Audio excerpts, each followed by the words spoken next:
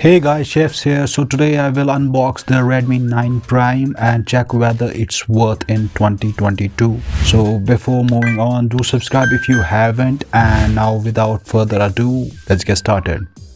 So this variant I will be unboxing is green mint, which is 464, and the price of this phone is around 10k in rupees.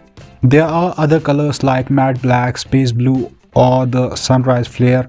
Now let's unbox it. So in the box we have the phone itself, the green mint color, which looks good in person. Now under the phone is 10-watt white charger brick, which will take longer to charge the 5020 mAh battery, and along with that is the white USB Type-C cable.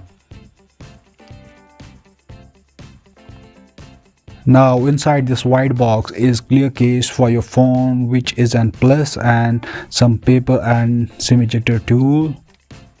Now while we boot up the phone, here are the specs.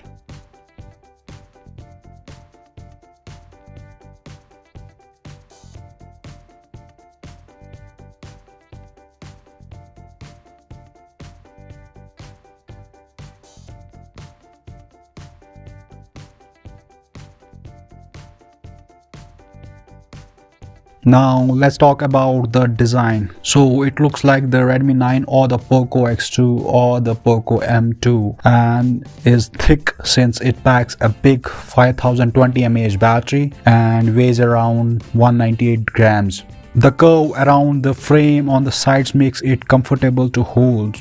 It has IR emitter at the top and 3.5 audio jack, microphone, speaker and USB Type-C port at the bottom.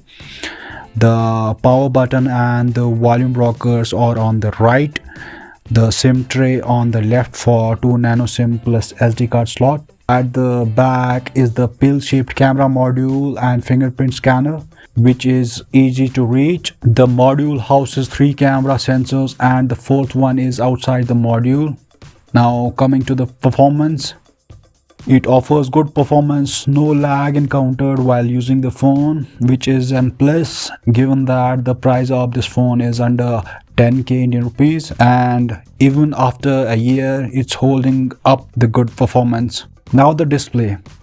The display is decent and has options to tweak as well, so PUBG or BGMI can run in HD graphics and high frame rate.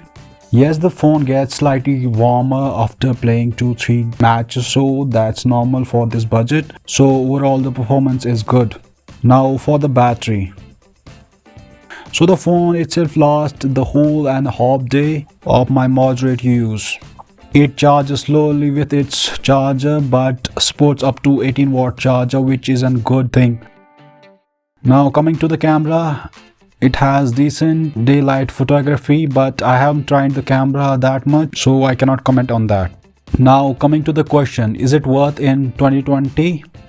The answer depends. If you have strict budget, then yes. If you can spend 1 to 3k more, then you can get the newer Redmi Note 10. And if you are a person who only uses smartphone for calling and should have a decent battery, then yes.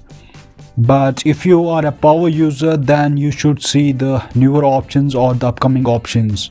So hope this video was helpful to you. That's it from my end. Hope you enjoyed, and if you did, then do like the video and subscribe if you haven't. This is shaFs and I will see you in the next one.